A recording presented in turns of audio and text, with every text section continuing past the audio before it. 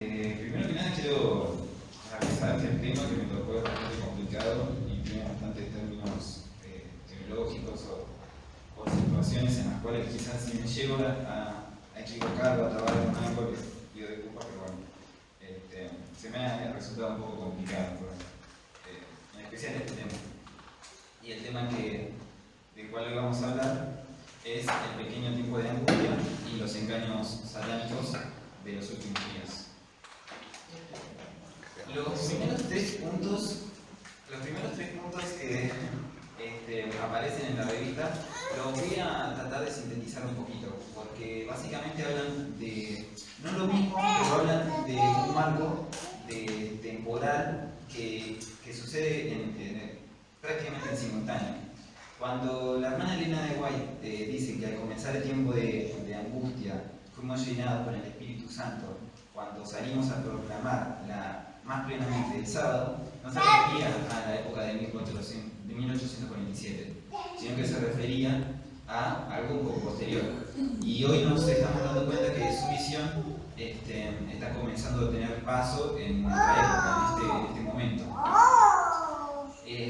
Me gustaría invitarlos a que abran el libro de Apocalipsis.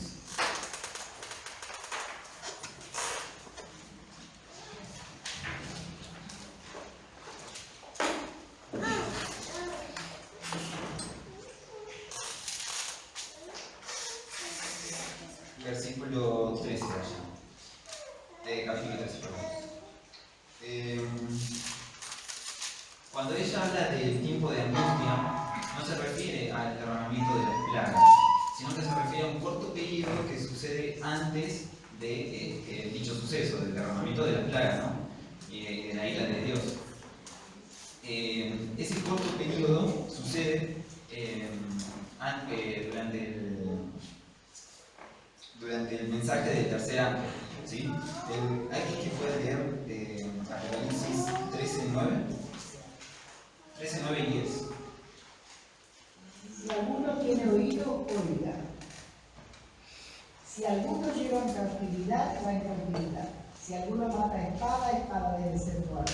Aquí está la paciencia y la fe de los santos. Perdón, no era 14:9. Sí, Bueno, me parece. dice, y el tercer ángel lo siguió diciendo a gran voz: si alguno adora a la bestia y a su imagen y recibe la marca en su frente o en su mano, ¿el 10 también? Sí. Él también beberá del vino de la ira de Dios que ha sido vaciado puro en el cáliz de su ira. Perdón. Y será atormentado con fuego y azufre delante de los santos ángeles y del Cordero. Bueno, el mensaje de ese ángel está transcurriendo en un momento, obviamente, muy delicado. ¿Por qué? Porque como dice en Apocalipsis 12:17, y lo voy a citar, dice: entonces el dragón se airó contra la mujer y fue a combatir el resto de sus hijos, los que guardan los mandamientos de Dios y tienen el testimonio de Jesús. En ese marco es que sucede el mensaje del tercer ángel. Pero, aún así, con el enemigo acechando a los hijos de Dios, el mensaje se puede entregar. Por eso es que Dios permite que todo se mantenga en jaque, como para que el mensaje no sea retenido y contenido, ¿no? Después habla de la iglesia y el Estado se oponen al pueblo de Dios. Si nosotros vamos al libro de Daniel, la Biblia en el libro de Daniel declara que un poder religioso echaría la verdad por tierra y trataría de cambiar los tiempos y la ley de Dios. Eso se encuentra en Daniel 7:25. ¿Sí que lo puede leer? 7:25. Y hablará palabras contra el Altísimo y a los santos del Altísimo quebrantará. Y pensará en cambiar los tiempos y la ley. Y serán entregados en su mano hasta tiempo y tiempos y medio tiempo. Bueno, básicamente lo que está diciendo es como incluso no solamente la gente y los demás credos se van a oponer a las leyes y las normas de Dios, sino que también todo el Estado, todo el mundo se va a complotar como para... El enemigo los va a llevar al mundo como para complotarse y llegar al punto de ponerse en contra de la palabra de Dios. Los adventistas van a ser tratados de una manera totalmente deplorable por el hecho de que todas las maldades que se ven en el mundo, luego de un tiempo van a ser señaladas por causa de la santificación del sábado que nosotros tenemos. Y eso lo dice la hermana de White. Cuando acá en el libro, en la revista dice: los adventistas, los que honran el sábado de la Biblia, serán denunciados como enemigos de la ley y del orden, como quebrantadores de las restricciones morales de la sociedad y por lo tanto causantes de anarquía y corrupción que atraen sobre la tierra los altos juicios de Dios.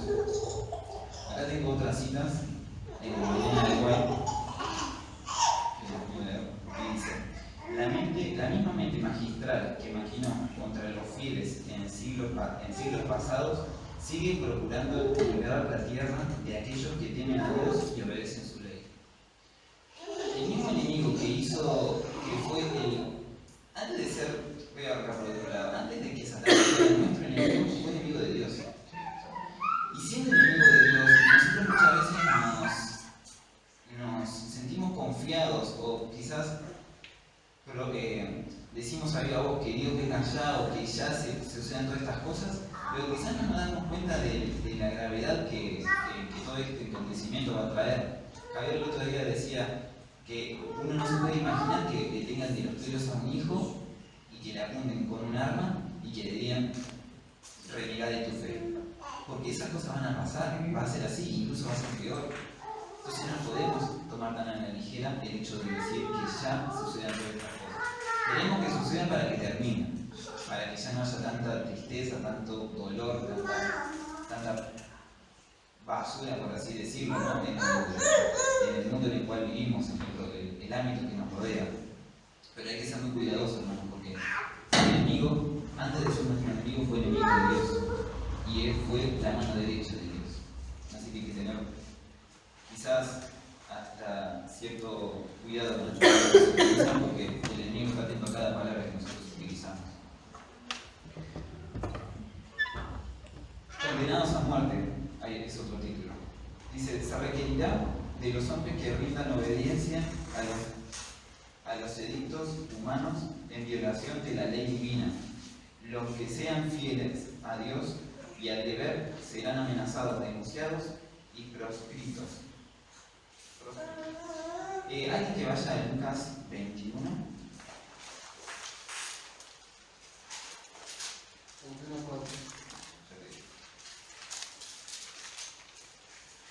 Lucas 21, 15. Porque yo os daré palabra y sabiduría, la cual no podrán resistir ni contradecir todos los que se opongan. 16. Mas seréis entregados aún por vuestros padres y hermanos, parientes y amigos, y matarán a algunos de vosotros. Y el 17 dice: y seréis aborrecidos por todos a causa de mi nombre. Lo que acaba de decir, vamos a ser aborrecidos. Acá la palabra aborrecido la podría yo comparar con ultrajados, despreciados, menospreciados. Vamos a ser lo peor y lo último de toda la sociedad. Y no solo de la sociedad, sino del mundo. Eso vamos a hacer nosotros, el pueblo de Dios. Y el enemigo es un ser astuto, obviamente. No nos va a poner de mayor talón de Aquiles un ser que no conozcamos. Nos va a poner a nuestro propio padre, a nuestra propia madre, a nuestro hijo nos va a poner, para que nosotros caigamos, lleguemos y blasfemamos, blasfememos contra el nombre de Dios. No va a ser cualquier persona, no va a ser un ente ajeno, va a ser uno de nuestra propia familia. Eso es lo más terrible. Y Él va a estar atento a saber cuáles van a ser nuestras debilidades. Luego continúa diciendo cómo permanecer firmes bajo la persecución. Los hombres podrán resistir firmes en el conflicto únicamente al estar enraizados y fundados en Cristo. Deben recibir la verdad tal como es en Jesús y solo pueden satisfacerse las necesidades del alma cuando la verdad es presentada de esa manera. Acá tengo otros dichos de Elena, que dicen: descubriremos que tendremos que desprendernos de todas las manos excepto de la de Jesucristo. Los amigos demostrarán su perdicia y nos traicionarán.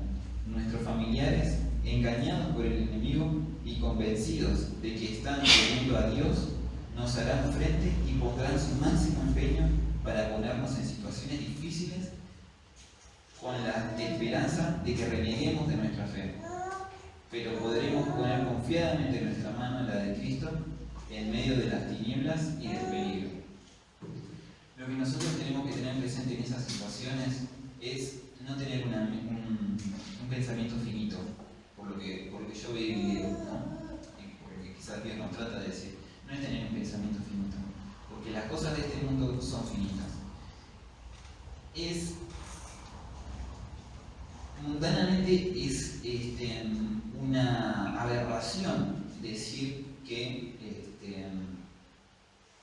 incluso la vida eterna es más importante que la vida de tu hijo, suponiendo otra vez el ejemplo ese del hijo siendo amenazado, ¿no? Pero es el pensamiento que Dios quiere que tengamos. Porque si Dios nos pone en esas situaciones, ¿cuánto más nos va a dar en el cielo? Y si nosotros logramos superar esas situaciones, logramos superar esas aberraciones, lo que Dios nos promete en el cielo es muchísimo mayor. Por eso es que cada vez que a nosotros incluso se nos presenten situaciones cotidianas como las luchas, el hecho es tratar de pensar en grande. El hecho es tratar de pensar en lo que va a venir después, en la recompensa. Es muy difícil pensar en momentos en los cuales uno está contra la espada y la pared, el pensar en el futuro y en lo que va a venir. Pero yo creo que es un hecho de acostumbramiento, ¿no?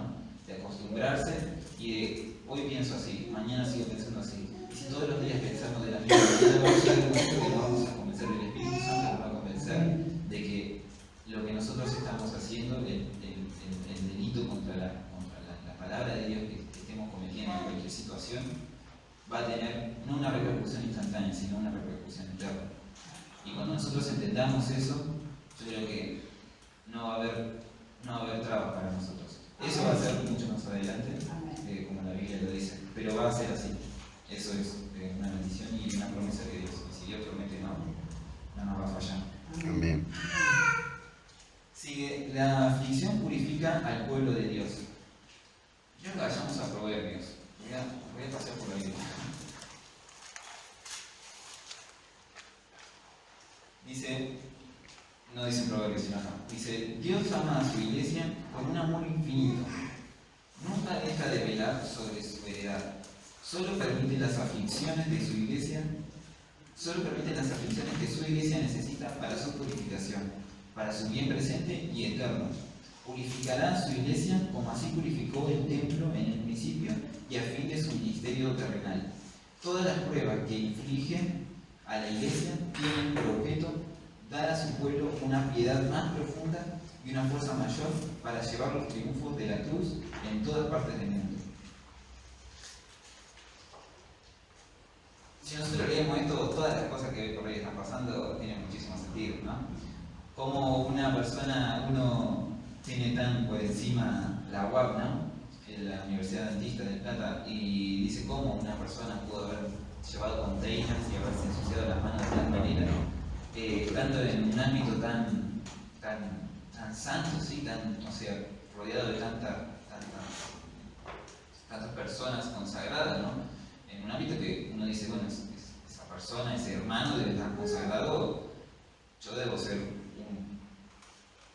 una hormiga al lado de la fe que debe tener ese hermano, ¿no? Pero sin embargo esas cosas pasan. Y si pasan allá, como nos van a pasar en cualquier otra iglesia de cualquier otro lado, ¿no? Todo lo que pase va a ser para reprensión y para la purificación de nuestra iglesia y de la casa de Dios. En Proverbios 3:11 dice: hijo mío. Acá cuando dice hijo mío me llama mucho la atención porque lo dice como si uno se le dijera, como si el padre le habla al hijo, ¿no? Como a hijito, ¿no? Hijito, niñito querido. Como para no ofenderlo también lo dice, ¿no? Dice, no menosprecies la disciplina del Señor, ni te fatigues por su reprensión, porque el Señor reprende al que ama, como el Padre a quien quiere.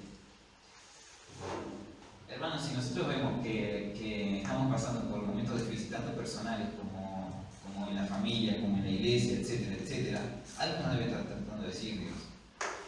Algo tenemos que estar o haciendo mal, o incluso algo debemos aprender, porque de todas las situaciones algo se debe aprender. Porque estamos acá en esta vida para aprender. Como John dijo, nosotros Dios cuando nos reviste nos pone en una camisa que les queda grande, como más o menos me queda grande también. Pero a medida que uno va creciendo, la camisa se va amoldando al cuerpo, el cuerpo se va amoldando a la camisa. Y así es como tiene que ser nuestro caminar por esta tierra, ¿no? Ir amoldándonos a la camisa que Dios nos puso. Y esas son las reflexiones. Si nosotros hoy vemos, es tratar de mejorar las cosas, pero no quejándonos de por qué pasan, sino agradeciendo que si están pasando es por algo y tratar de solucionarlo, ¿no? Después dice, espíritus mentirosos contradicen las escrituras. Los santos deben obtener una comprensión cabal de la verdad presente, que deberían sostener por medio de las escrituras. Necesitan comprender lo referente a la condición de los muertos, porque aún les aparecerán espíritus de demonios que se darán por sus seres queridos y parientes, y les enseñarán que el día de reposo ha sido cambiado, y otras doctrinas ajenas a la vida. Después, bueno, yo creo que hasta acá, hasta este punto, yo me imagino un mundo totalmente corrompido, destruido, sucio, mugriento, triste, amargado, gris. Así es como yo me imagino hasta este punto. Pero el enemigo es astuto. Acá tengo otra cita de la hermana que dice, como los espíritus profesarán creer en la Biblia y manifestarán respeto por las instituciones de la Iglesia, su obra será aceptada como manifestación del poder divino. La fortaleza más poderosa del vicio en nuestro mundo no es la vida inicua del pecador abandonado o del paria degradado. Es la vida que parece virtuosa, honorable, noble, pero en la cual se fomenta un pecado, se abriga un vicio. El genio, el talento, la simpatía, hasta las acciones generosas y bondadosas pueden llegar a ser así lazos de Satanás para atraer a las almas al precipicio de la ruina. El enemigo es muy astuto. Cuando la tierra esté totalmente degradada, destruida, sucia, mugrienta, cualquier adjetivo horrible que se les ocurra, él no nos va a seguir hundiendo más. Porque nosotros nos gusta el chocolate. Al mundo le gustan los gusanos, pero a nosotros nos gusta el chocolate. Y si el enemigo sabe que a nosotros nos gusta el chocolate, no nos va a dar gusano, nos va a dar chocolate para que nosotros caigamos.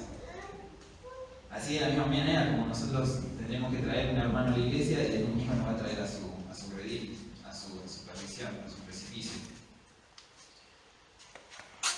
Y entonces ahí es cuando todo empieza a cambiar. Pasamos desde la ruina a un momento santo, un reavivamiento. Acá es falso reavivamiento. Antes de que los juicios de Dios caigan finalmente sobre la tierra, habrá entre el pueblo de Dios un avivamiento de la piedad primitiva, cual no se ha visto nunca desde los tiempos apostólicos. El enemigo de las almas desea impedir esta obra, y antes de que llegue el tiempo para que se produzca tal movimiento, tratará de evitarlo, introduciendo una falsa imitación. Hará parecer como que la bendición especial de Dios es derramada sobre las iglesias, que puede colocar bajo su poder seductor. Allí se manifestará lo que se considerará como un gran interés por lo religioso. Como les dije, el enemigo no nos va a seguir tirando con barro, va a tratar de, mientras nosotros vemos que todo en nuestro alrededor está destruido, va a tratar de llamarnos la atención, diciendo, no nos va a poner una persona que blasfeme contra Dios, no va a poner una persona que sea de buen parecer, que diga palabras lindas y que hable de Dios, pero que su mensaje sea totalmente errado. Dice, mientras los agentes de la misericordia divina obran secundados por corazones humanos abnegados, Satanás pondrá en actividad a sus propios agentes, haciendo tributarios suyos a todos aquellos que acepten su dominación. Y como los espíritus profesarán creer en la Biblia y manifestarán respeto por las instituciones de la Iglesia, su obra será aceptada como manifestación del poder divino. Si podemos ir a 1 Timoteo 4:1, como para sostener un poco lo que acá la hermana dice.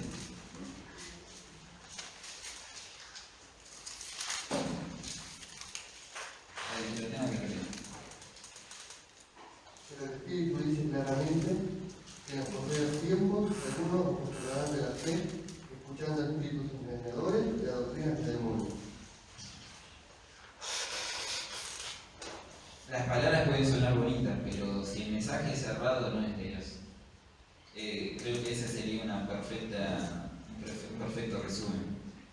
Luego sigue diciendo, para agregar un poco más de lo mismo, personificación de los muertos. Satanás puede evocar ante los hombres apariencia de sus amigos fallecidos. La imitación es perfecta, los rasgos familiares, las palabras y el tono son reproducidos con una exactitud maravillosa. Muchos tendrán que vérselas con espíritus de demonios que personificarán a parientes o amigos queridos y que proclamarán las herejías más peligrosas. Estos espíritus apelarán a nuestros más tiernos sentimientos de empatía y harán milagros con el fin de sostener sus acertos. Es un poco más de lo mismo, o sea, el enemigo se va a encarnizar tanto con tratar de atraernos con las mismas armas que nosotros hemos utilizado, pero con un mensaje tan errado, que muchos vamos a caer, hermano. Pero tenemos que estar firmes y estar atentos sobre todo. Amén. No sé si es que habrán... ¿Quién tiene televisión acá?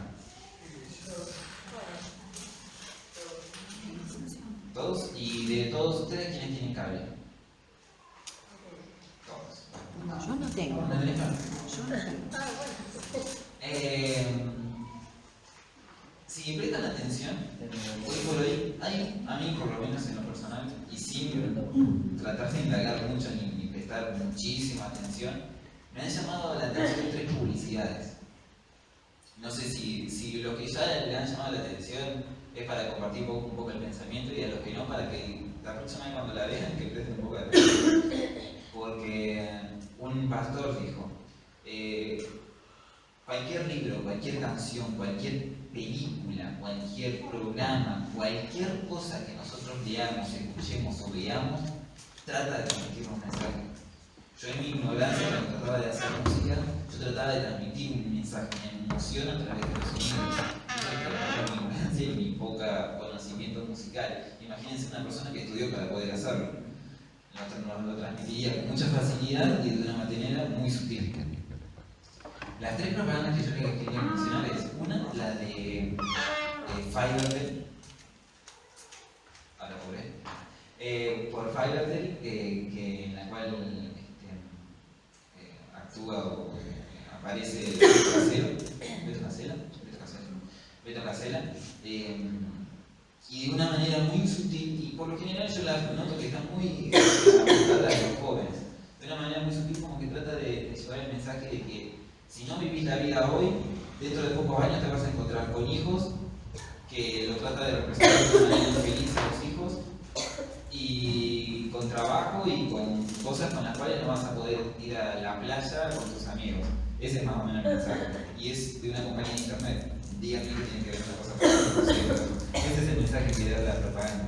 Otro es el de creo. No, Rexona. Ya directamente la canción es satánica, porque habla del 7º día renegando. Tiene que prestar un poco de atención porque lo dice muy claramente. Incluso es pegadizo el ritmo, lo que es peor. menciona el séptimo día y sobre el final de la propaganda dice, no lo guardaré. Tal cual, pero tal cual lo dice. Y la última... Es una canción de Soda Stereo, para aclarar. Es de Soda Stereo la canción, sí. Y la última no sé, no puedo recordar, pero era una así, por ahí venía en la mano. A lo que me trato de referir es que estamos en este yo porque mi ignorancia trata de notar y no trato tampoco de confiarme. Noto que estamos en este tiempo en el cual nos vamos a ir pudriendo y pudriendo y pudriendo y vamos a ir estando más rodeados de basura y de cosas inmundicias hasta que lleguemos a un punto en el cual el enemigo va a tratar de ahí empezar a dar mucho chocolate. Y cuando todo esto suceda, dice acá, Satanás imita a Cristo en cada detalle. El acto capital que coronará el gran drama del engaño será que el mismo Satanás se dará por el Cristo. Hace mucho que la Iglesia profesa esperar el advenimiento del Salvador como consumación de sus esperanzas. Pues bien, el gran engañador simulará que Cristo habrá venido. En varias partes de la tierra, Satanás se manifestará a los hombres como ser majestuoso de un brillo deslumbrador, parecido a la descripción del Hijo de Dios, a la descripción que del Hijo de Dios da Juan en Apocalipsis. La gloria que lo rodee superará cuanto hayan visto los ojos de los mortales. El grito de triunfo repercutirá por los aires. Cristo ha venido, Cristo ha venido. No va a ser que solamente Rosario, Nueva York o París o cualquier ciudad va a hablar sobre el tema. Me imagino que va a ser una repercusión mundial y que va a estar en boca de todo el mundo, que todo el mundo lo vamos a ver, y ese va a ser nadie más ni nada menos que Satanás, haciendo pasar por Cristo. Acá tengo otros dichos que dicen, los hombres son descarriados ahora si los hombres son descarriados ahora con tanta facilidad, ¿cómo resistirán cuando Satanás personifique a Cristo y realice milagros? ¿Quiénes permanecerán inconmovibles por el engaño que presentará entonces, cuando profese ser Cristo y sea solemnemente? Satanás, que personifica a Cristo y que aparentemente realiza las obras que Cristo ha hecho.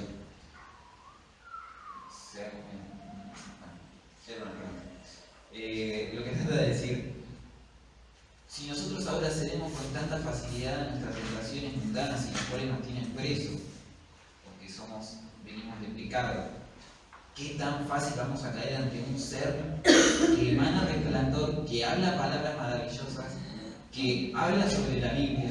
Va a ser algo dificilísimo, va a ser algo, la verdad no me lo puedo ni imaginar, porque va a ser Satanás, no va a ser Cristo. Pero nosotros ahora nos tenemos que preguntar, ¿cómo lo vamos a poder diferenciar? ¿No? Porque es así, lo vamos a poder diferenciar, pero que estemos, como decía al principio, abocados y bien agarrados de la mano de Dios, lo vamos a poder diferenciar. Pero antes, quiero ir, para ir terminando, Primera de Reyes.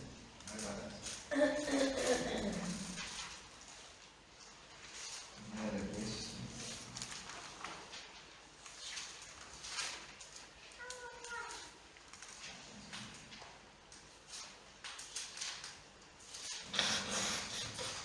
Primera de Reyes 13. Es un poco larga, la voy a tratar de hacer rápida y de paso vamos leyendo un poco cada uno. Dice, por orden del Señor, un hombre de Dios llegó desde Judá a Betel, cuando Jeroboam estaba junto al altar para quemar incienso. En esa época era cuando ya había terminado el reinado de Salomón y había venido otro rey que era incluso peor. Cuando Salomón ya había dejado el reinado, había dejado en mal estado, pero lo empeoró incluso más todavía y había hecho otra cosa templos, etc. Entonces viene un profeta y el profeta clamó contra el altar por orden del Señor. Altar, altar, así dice el Señor, a la casa de David nacerá un hijo que se llamará Josías. Él sacrificará sobre ti a los sacerdotes de los altos que queman incienso. Sobre ti y sobre ti quemarán huesos de hombres. En aquel mismo día dio una señal diciendo: esta es la señal de que el Señor habló. El altar se quebrará y la ceniza que está en él se derramará. Incluso acá podemos hacer un paralelismo. Dios nos está dando señales a nosotros. Acá, en el mismo momento, el profeta está dando una señal de que él está dando palabra de Dios. La mano que se extendió se secó y no la pudo volver así. Y el altar se rompió y se derramó la ceniza del altar, conforme a la señal que el varón de Dios había dado por la palabra del Señor. A ver, ¿había alguna duda de que esa era la palabra de Dios? No. Era tal cual Dios lo había dicho, era la manifestación de Dios. Y esto lo podemos ver desde dos ángulos: desde el rey Jeroboam, que se dio cuenta de que él era un hijo de Dios, y desde el hijo de Dios, desde el profeta. Sigue diciendo: el rey dijo al varón de Dios: ven conmigo a casa a comer y te daré un presente. Pero el hombre de Dios respondió al rey: aunque me dieran la mitad de tu casa, no iría contigo, ni comería pan, ni bebería agua en este lugar, porque así me está ordenado por la palabra del Señor: no comas pan, ni bebas agua, ni vuelvas por el camino por donde vayas. Regresó pues por otro camino, y no volvió por el camino por donde había ido a Betel. Encuentro un paralelismo muy fuerte yo en todo esto. ¿Por qué? Porque imagínense al rey como el enemigo, haciéndose el amigo, invitándolo a comer a la casa. O casualidad que el Señor le había dicho que no vaya. Entonces el cristiano, el cual no tiene nombre, le dicen profeta. Esto yo creo que es para que nos personalicemos. Como que acá está diciendo Emanuel, está diciendo Ernesto, está diciendo Javi, está diciendo Mónica, no somos nosotros. Entonces dice: habitaba entonces en Betel un anciano profeta, cuyos hijos le contaron lo que el varón de Dios había hecho y dicho aquel día en Betel. Su padre le preguntó: ¿por qué camino se fue? Y sus hijos le mostraron el camino por donde se había vuelto el varón de Dios, que había venido de Judá. Él dijo a sus hijos: ensilladme el asno. Ellos le ensillaron el asno y subió en él. Fue tras el varón de Dios y lo halló sentado debajo de una encina. Le preguntó: ¿eres tú el varón de Dios que viniste de Judá? Él respondió: yo soy. El enemigo no fue a buscar a él. El enemigo tenía la cizaña de ir hasta donde él estuvo, de ir a buscarlo y de: sos vos, el cristiano del que todos hablan, el cristiano ese que están adorando en mi contra, el cristiano que está siguiendo el sábado, sos vos el cristiano que está escuchando la palabra la voz del Espíritu Santo, sos vos. Dice, entonces dijo: ven conmigo a casa. Pero él respondió: no podré volver contigo, ni entrar en tu casa, ni comer, ni beber contigo en este lugar, porque por palabra de Dios me ha sido dicho: no comas pan, ni bebas agua allí, ni vuelvas por el camino por donde vayas. El anciano profeta respondió, y escuchen bien: yo también soy profeta como tú, y un ángel me habló por palabra del Señor diciendo: vuélvelo contigo a tu casa para que coma y beba algo. Pero le mintió. Entonces volvió con él y comió y bebió en su casa. ¿Qué más prueba quería él de que todo lo que le había sido dicho era de Dios? El altar se rompió, fue a Betel, dijo lo que tenía que decir, estaba todo bien. Pero ¿quién fue el que lo hizo caer? Un profeta, uno de ellos. ¿Y qué es lo que pasó? ¿Qué es lo que falló en él? Yo lo que creo que en él habrá fallado fue su camino. Y dudó de Dios. Claro. Porque Dios le había dicho: no lo hagas, y él hizo. Claro, yo deduzco que ha sido porque no se habla de él, no se habla cómo él llegó a ser profeta. Entonces, es como la casa que está, donde uno cimienta la casa. Y creo que acá es lo mismo. Acá este profeta habrá cimentado la casa en arena, o habrá hecho, o el profeta, es que no me cabe otra respuesta para eso. Porque si una persona está tomada de la palabra de la mano de Dios, va a seguir por cualquier circunstancia la palabra de Dios. Y luego sigue el castigo del profeta desobediente. Y cuando estaban en la mesa, vino palabra del profeta que lo había hecho volver. Clamó al varón de Dios que había venido de Judá y le dijo así: así dice el Señor, por cuanto has sido rebelde a la orden del Señor y no guardaste el mandato que el Señor tu Dios te había prescrito, sino que volviste, comiste y bebiste en donde el Señor te había prohibido comer y beber, tu cuerpo no entrará en el sepulcro de tus padres. Y cuando hubo comido y bebido, el profeta que lo había hecho volver le enalbardó un asno, y yendo por el camino un león lo topó y lo mató. Y su cuerpo quedó echado en el camino, y el asno y el león estaban junto al cuerpo. ¿Qué otra respuesta de que todo eso era de Dios? ¿Qué otra respuesta era que él tenía que seguir la palabra de Dios bajo todas circunstancias? Yo creo que bajo la palabra de Dios no hay nada que la refute. Si la palabra de Dios dice blanco, es blanco. Si dice negro, es negro. Por más que cualquiera venga y lo diga, que diga lo contrario. Y si es gris, bueno, más. Será porque o Dios no es acto de salvación, o en realidad no es de Dios, pero tomémoslo todo con pinza. No podemos aceptar cualquier doctrina o cualquier palabra que venga de cualquiera por el simple hecho de que tiene una Biblia en la mano, porque acá vimos que este profeta tenía una Biblia en la mano y lo hizo caer de todas maneras. Entonces, para terminar acá dice la diferencia entre lo falso y lo verdadero. Satanás está tratando de ganar toda ventaja. Disfrazado como un ángel de luz, caminará por la tierra como un hacedor de maravillas. Con un lenguaje hermoso, presentará sentimientos elevados, hablará palabras nobles y realizará acciones buenas.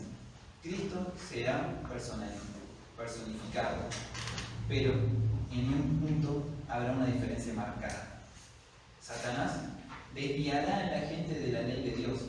A pesar de esto, falsificará tan bien la justicia que, si fuera posible, engañaría a los mismos escogidos. Cabezas coronadas, presidentes, gobernantes en altas posiciones, se inclinarán ante sus falsas teorías. Hermanos, mi deseo en realidad es que tengamos bien cimentada nuestra casa, para que cuando venga la tormenta, cuando vengan los vientos, no nos tiremos al piso, sino que nos mantengamos firmes y de la mano de Dios. Amén.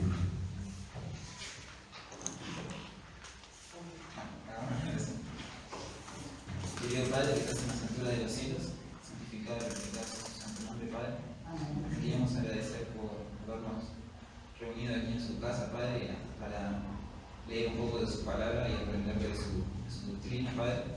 Y queremos pedir que a través de los problemas, a través de la varilla, Padre, a través de la reprensión que es traída a nosotros por su amor, nosotros podamos aprender, Padre, a cimentar nuestra casa bajo una roca firme y no en arena, Padre, para que cuando los vientos vengan, Padre, no se nos caiga la casa, ni se nos abran las puertas, Padre, ni dejemos entrar a nadie que no debe ser de nuestra casa, Señor. Amén. Y le pedimos que por favor nos llenen del Espíritu Santo y nos toque el corazón, Padre, para que dejemos que logre y que cada decisión que tomemos sea totalmente guiada por su mano, Padre. Le pedimos que